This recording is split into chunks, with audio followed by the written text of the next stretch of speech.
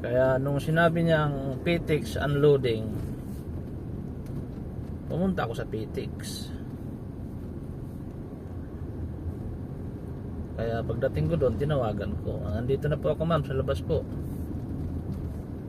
Nung tinawagan ko, sabi niya, kuya, andito kami sa may Mulubisya.